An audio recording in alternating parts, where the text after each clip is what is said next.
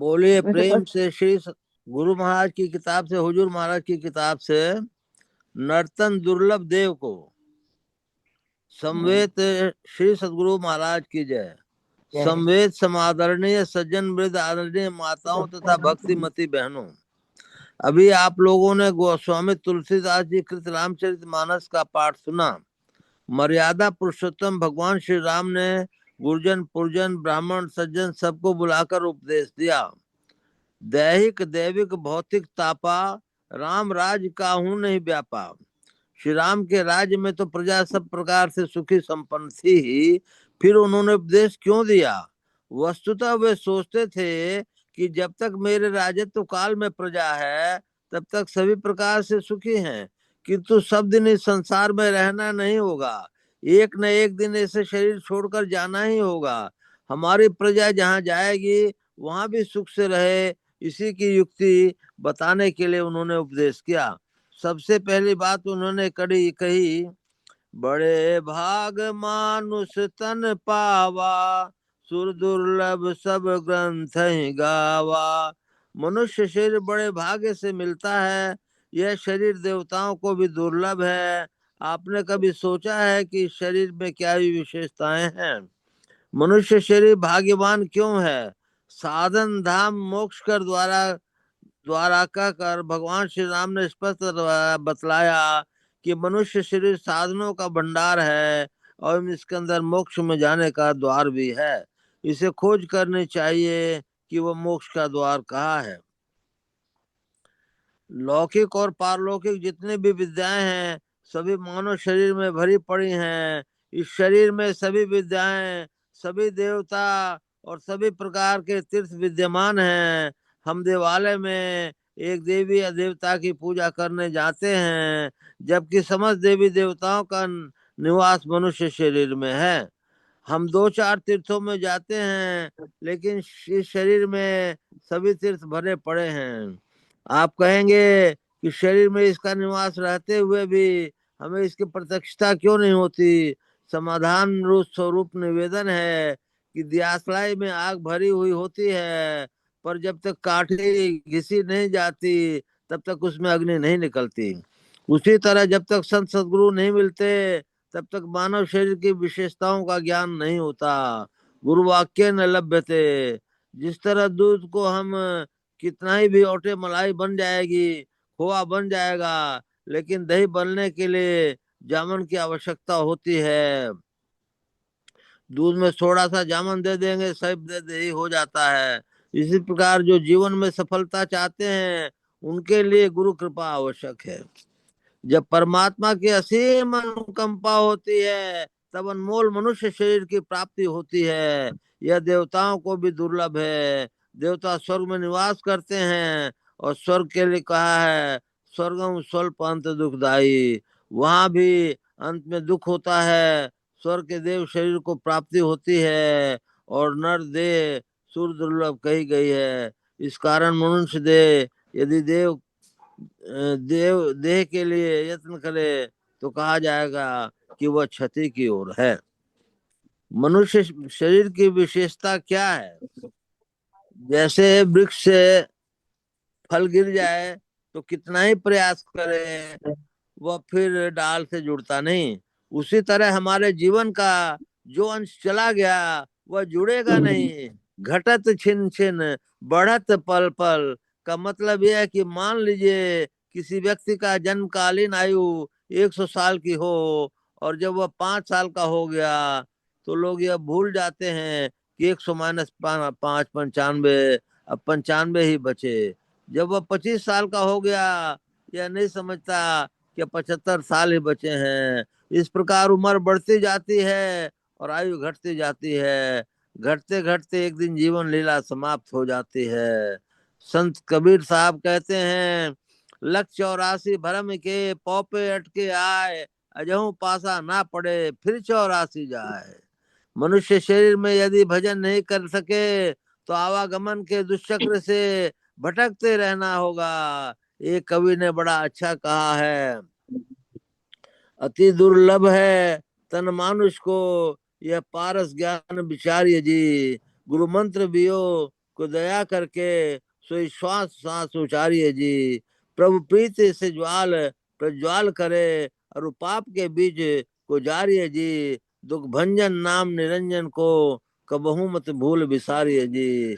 इनका कहना है कि मनुष्य शरीर बहुत दुर्लभ है, इसको प्राप्त करके मनुष्य को चाहिए कि गुरु प्रदत्त मंत्र का जाप करे, प्रति श्वास में करे, परमात्मा प्रेम की ज्वाला प्रज्वलित करके पाप के बीज को भूनकर भस्म कर डाले और दुख भंजन निरंजन माया रहित परमात्मा के नाम को भूल कर भी ना बोले, अर्थात सतत स्मरण करता रहे, तभी मानव जन्म सार्थक है।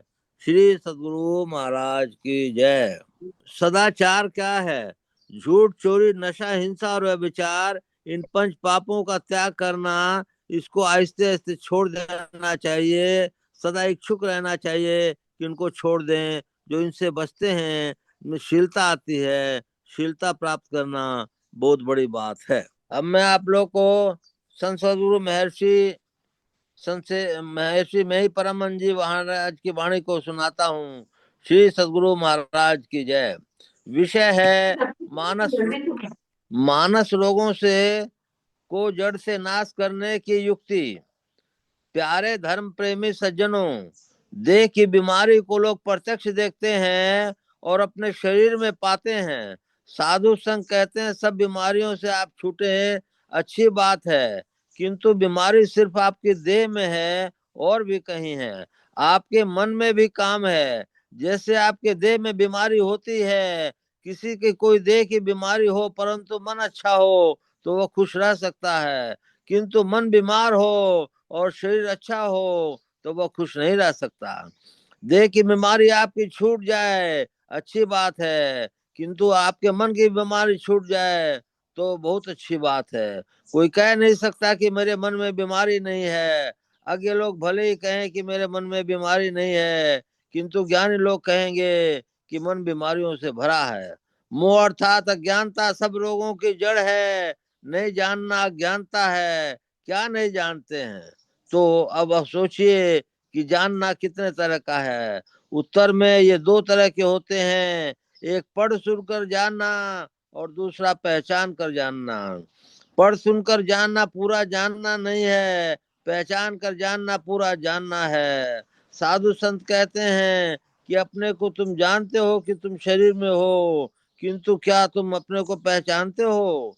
अपने को जानते हो परंतु अपने को पहचानते नहीं। इस तरह स्वज्ञान नहीं होने की अज्ञानता या मोह में अपनी देह को ही कहते हो कि मैं यही हूँ। देह अवश्य छूट जाएगी। देह छूटने से लोग मर जाना कहते हैं। हम लोगों के धर्मशास्त्र के अनुकूल मरने पर श्राद्ध क्रिया होती है। इससे विश्वास यह होता है कि मरने वाली देह है, इसमें रहने वाला इसे छोड़कर कहीं चला गया है, उसकी अच्छी गति हो इसलिए श्राद्ध करते हैं। अपनी देह को भले पहचानते हो किंतु अपने को नहीं पहचानते और अपनी देह को ही अपने तय जानते हो। यह है मोह।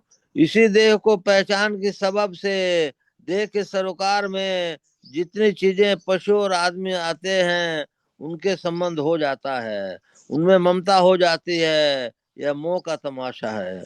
इसी मोह ममता के कारण अहंकार, क्रोध, लोभ, काम, द्वेष, ईर्ष्या आदि मन के सब रोग उत्पन्न होते हैं और इन सब मानस रोगों को पढ़कर पाप और कसूर दोनों करते हैं। पाप उसको कहते हैं जिसकी सजा परमात्मा देते हैं और कसूर उसको कहते हैं जिसकी सजा राष्ट्रीय सरकार देती है। बहुत से कसूर और पाप इन दोनों में फंसकर होते हैं। एक मोह से ही बड़े बड़े पाप हो जाते हैं। अज्ञानता, अविद्या सब मन के रोग हैं। इन्हीं रोगों में रहकर मन रोगी रहता है। किसी देश के चिकित्सालय में इसका इलाज नहीं है। इसकी इलाज सत्संग से होता है। इसकी औषधि वचन है जिसमें ज्ञान है। अज्ञान को ज्ञान से साफ किया जाता है। कोई औषधि ऐसी है जिसमें रोग को दबा दिया जाता है किंतु वो मूल से नष्ट नहीं हो जाता। मानस रोगों को जड़ से नष्ट करने के लिए साधु लोग जानते हैं वे उनकी युक्ति बतलाते हैं, उस युक्ति से रोग को जड़ से उखाड़ देते हैं। पहले कहा जा चुका है कि सब काम क्रोध लोभ मोह आदि रोग हैं। संसार में कौन कहेगा कि मैं कामी क्रोधी लोभी मोही आदि नहीं हूँ। किसी का तो प्रकट हो जाता है, फला महाक्रोधी है, फला महालोभी है। कोई इन रोगों को छिपा कर रखते हैं। पहले मोह काम क्रोध आदि को मानस रोग कर करके जानो, जिनसे ये कुछ भी हटे हैं। फिर समूल नष्ट करने के लिए जाना। इन लोगों को समूल नष्ट करने के लिए ईश्वर का भक्त बनना चाहिए। ईश्वर का दर्शन अपने अंदर में होगा, बाहर में नहीं। बाहर माइक दृष्टि से देखा जाता है, ईश्वर इस दृष्टि से देखा नहीं जा सकता। अंदर की आत्म दृष्टि से देखा जाएगा। किसी की खोज लोग आंख और कान से करते हैं, कोई बोलता तो नहीं है, कान से सुनते हैं, फिर देखते हैं कि कौन बोलता है। इसी तरह ईश्वर की खोज अपने अंदर संबित या सूरत के द्वारा देखने और सुनने को चाहिए। सबके अंदर में ब्रह्म ज्योति और ब्रह्मनाद अवश्य है, क्योंकि सर्वव्यापी ब्रह्म की ये विभूतियां परमात्मा ब्रह्म के सहित सब में व्यापक होकर रहे, इसमें संशय नहीं। ब्रह्मनाद ब्रह्म ज्योति के दर्शन के बिना सुना नहीं जा सकता। पहले बिजली की चमक देखते हैं, फिर बादल का गर्जन सुनते हैं। ईश्वर का पता लगाने के लिए पहले ईश्वर को प्रकाश देखो, फिर उनका शब्द पकड़ो। वह शब्द सबके अंदर होता है, लोग उसको सुन नहीं पाते। सूरत अंदर की ओर नहीं होती, इसलिए आवाज सुन नहीं पाते। सूरत अंदर की ओर नहीं होती, इसलिए आवाज सुन नहीं पाते। संतों का कहना है कि अपने अंदर में जैसे जैसे प्रवेश करोगे, वैसे वैसे ब्रह्म ज्योति और ब्रह्मनाद की अनुभूतियां पा सकोगे। दिव्य दृष्टि अंतर में देखते देखते खुलती है। अंतर में कोई साधन करे, ईश्वर के तेज को देखे, तो उसके विकार दूर हो जाएं।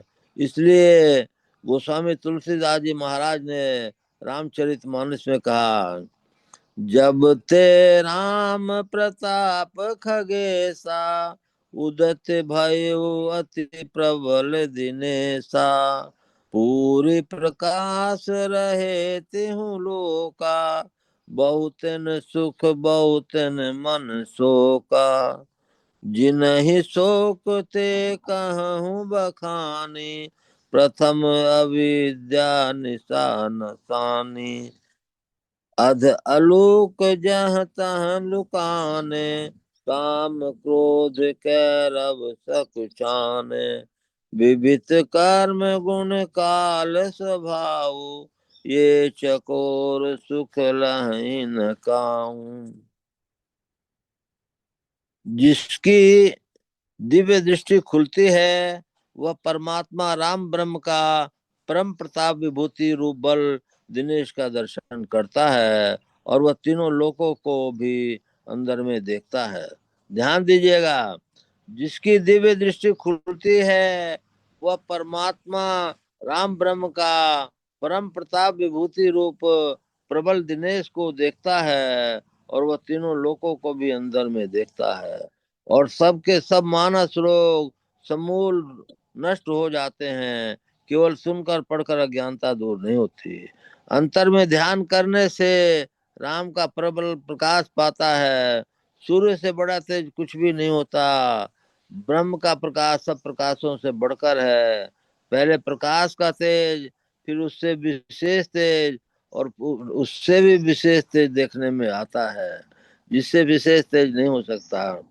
सबको देखने वाले की अज्ञानता दूर हो जाती है। पाप कर्म सब भाग जाते हैं, वह पाप कर्म की ओर नहीं जाता। काम क्रोध लोभ मोह तृष्णा पाखंड आदि भाग जाते हैं उस सूर्य के दर्शन से। कथित सूर्य दर्शन के बिन कितना ही ज्ञान ध्यान की बातें कहे, किंतु उसके अंदर से विकार दूर नहीं होता। अपने अंदर में साधन करे, ब्रह्म प्रकाश को देखे, तो सब विकार दूर हो जाएं। भजन और सत्संग करो, यही उसकी चिकित्सा है। बाहर की दवाई से मानस रोग नहीं छूटते, केवल बाहरी सत्संग से मानस रोग कम हो सकते हैं। किंतु बिल्कुल नष्ट नहीं होता। उनको नष्ट करने के लिए जो ब्रह्म तेज का दर्शन करे तो वह नष्ट होगा। अपने को अंदर में ले चलो, इसके लिए गुरु करो और युक्ति जानकर अभ्यास करो, तो मानस रोग से मुक्त होकर शांति में सुख मिल जाएगा। श्री सद्गुरु महाराज की जय। बोलिए प्रेम से श्री सद्गुरु महाराज की जय। मंगल मूर्ति सतगुरु मिलवे सर्वाधार। मंगलमय मंगल करण विनमो बारंबार। धन्य धन्य सद्गुरु सुखद महिमा कही न जाय। जो कछु कहूँ तुमरी कृपा मोते कछु न बसाय। पुनश्च सब धरती कागज करूं लेखन सब बन राय।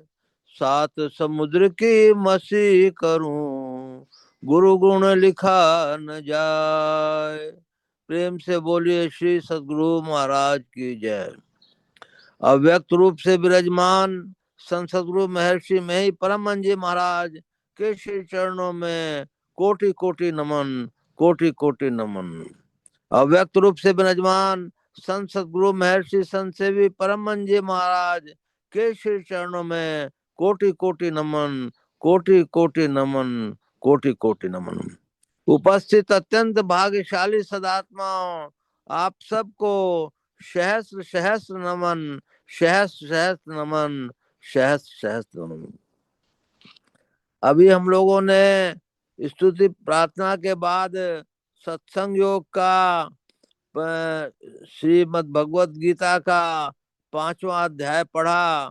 तत्पश्चात हम लोगों ने गुरु महाराज की संत सद्गुरु महर्षि में ही परम जी महाराज की वाणी पढ़ी, नर्तन दुर्लभ देव को। और उसके बाद संत सद्गुरु महाराज की वाणी पढ़ी, मानस रोगों को जड़ से नाश करने की युक्ति। हम लोगों को 5वें अध्याय में नर्तन को कितना सरल होना चाहिए, किस तरह से होना चाहिए, उसके विषय में जानकारी मिली। हम लोग को देव दुर्लभ शरीर मनुष्य का है, उसके बारे में जानकारी मिली। और सरकार की किताबों से माने मानस रोगों से कैसे मुक्ति प्राप्त हो, इसके बारे में जानकारी मिली। हम लोगों को लक्ष्य क्या है? लक्ष्य है हम लोगों को मोक्ष को प्राप्त करना। मोक्ष को प्राप्त करने के लिए पहले पूर्ण सदाचार की भयंकर आवश्यकता होती है, और उस सदाचार हीन से भक्ति नहीं हो सकती, नहीं हो सकती। इसलिए प्रथम हम लोगों को पूर्ण सदाचारी बनना ही पड़ेगा। बना सदाचारी बनने के बाद अपने को सरल हृदय बनाना पड़ेगा। काम क्रोध मद लोभ मात्सर्य इन विकारों से दूर होना पड़ेगा। और ये समझना पड़ेगा कि नर्तन की उपादेयता क्या है। सांस सांस में नाम सुमर ले, को जाने कल की जगत में खबर नहीं पल की। झूठ कपट कर माया जोड़ी, बात करे छल की जगत में खबर नहीं पल की। मैं आप लोग को एक छोटा सा प्रसंग सुनाता हूँ। आकाश मार्ग से 9 योगी जो हैं जा रहे थे। 9 योगी जो जा रहे थे बहुत बड़े योगी थे। तो वो जो हैं राजा जनक के उस जगह से गुजरे, तो उन्होंने मन में कहा कि राजा जनक के दर्शन कर लिए जाएं। तो वे सब उतर गए।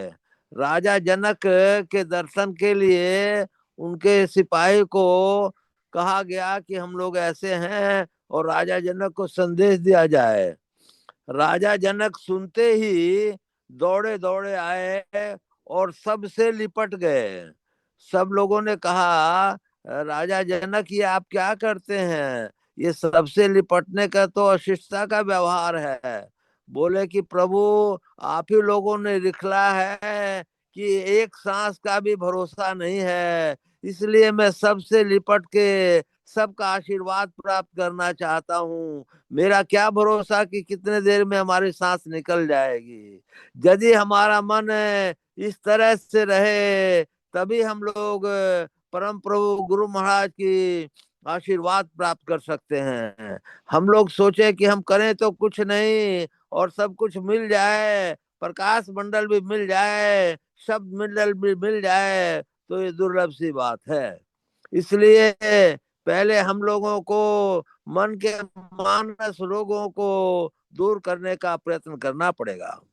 मन जब लिखा हुआ है कि जो है देव दुर्लभ शरीर है, इसका एक सांस भी बहुत कीमती है, तो हम लोग को उसके तरफ प्रयत्न करना चाहिए। मैं आता हूँ विषय के तरफ कि हम लोग जो हैं को यत्न बताया गया है।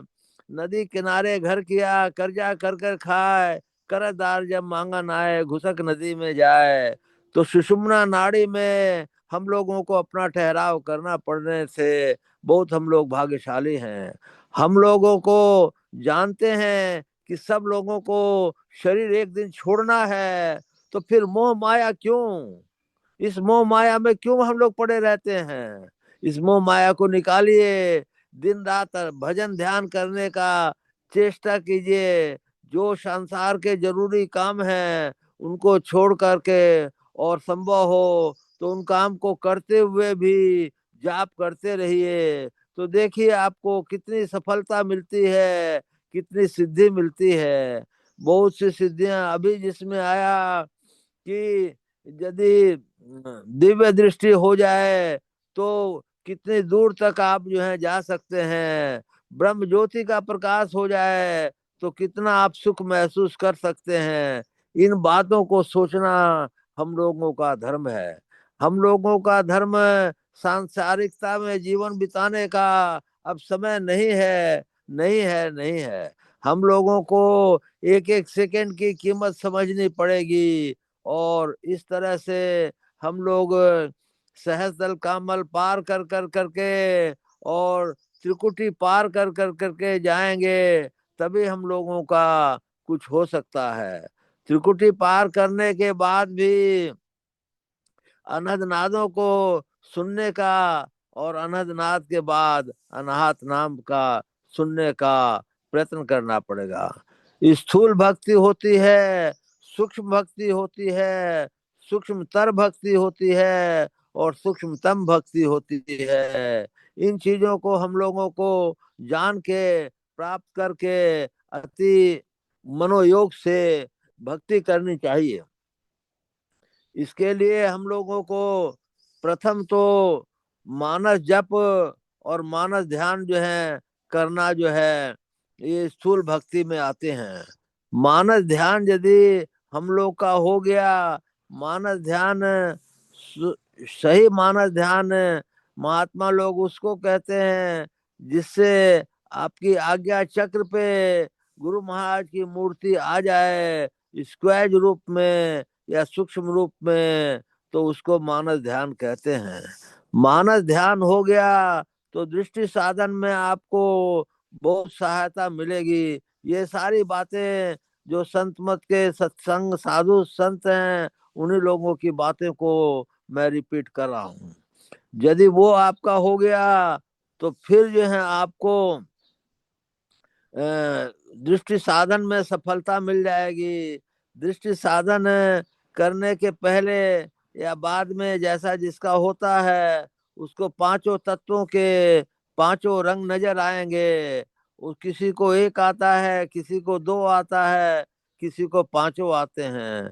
पांचों तत्वों के रंग नजर आएंगे, आपका दृष्टि साधन खूब बढ़िया हो जाएगा। दृष्टि साधन बढ़िया होने के बाद आपको गुरु महाराज की कृपा हुई तो दिव्य दृष्टि भी खुल जा सकती है, और किसी की पूर्ण दिव्य दृष्टि खुल जा सकती है। वो बड़ा भाग्यवान है। ऐसा कोई भी जीव इस सभा में बैठा है तो उसको मेरा कोटि कोटि प्रणाम है। इसके बाद आप त्रिकुटी में चले जाते हैं। त्रिकुटी महल में चैतन्य रूपी सूर्य के दर्शन होते हैं। उस सूर्य के दर्शन करने वाला भी बहुत भाग्यवान है, बहुत भाग्यवान है, बहुत भाग्यवान है। उसको मेरा प्रणाम है, प्रणाम है। उस सूर्य रूप के दर्शन होने के बाद फिर अनहद नादों में जाते हैं। अनहद नाद में जाने के पहले सब कर्म मंडल का नाश को प्राप्त हो जाता है। कर्म मंडल जब नाश को प्राप्त हुआ तो आपका आवागमन के चक्र से कोई लेना देना नहीं रह जाता है। इसीलिए सत्संग योग में लिखा हुआ है, शब्द की डगर पे चढ़े हुए की अधोगति नहीं होती। शब्द की डगर पे आप चढ़ गए, शब्द की डगर में मतलब है अनहद नाद में आप चढ़ गए। अनहद नाद में चढ़ने का जो सुख है वो जो भोगता है उसी को पता है। उसका मतवाला हो जाता है प्रभु के माने उसमें मतवाला वो हो जाता है। और उसको इतनी मिठास में डाल देती है, संसार उसको फीका लगने लगता है और संसार उसके सामने फीका हो जाता है। उसके बाद भी एक सीढ़ी और है जिसको अनाहत नाथ कहते हैं, वही पर परमेश्वर का धाम कहा जाता है। अनाहत नाद में केवल शरीर हमको हम प्राप्त करते हैं। केवल शरीर प्राप्त करने पाए, जैसा मैं रोज कहता हूँ, कई दफे कहता हूँ कि दो ही बात रह जाती हैं। या तो आप संत बन जाओ और संत बन के संसार का केवल भला करते रहो, या फिर जो है माने सर्वेश्वर के पास चले जाओ ताकि आवागमन के चक्र से विराट पा जाओ। सुख दुख के कोई चक्कर ही नहीं रहे, आप परमात्मा में मिले, परमात्मा के अंश हो गए, आप भी परमात्मा हो गए। ऐसा सुंदर साधन गुरु महाराज ने हम लोग को बताया है। उसका हम लोग जो है निर्वाह करें, प्रतिदिन सत्संग करें, ध्यान करें, भजन करें, अपने समय का सदुपयोग करें। बोलिए प्रेम से श्री सद्गुरु महाराज की जय।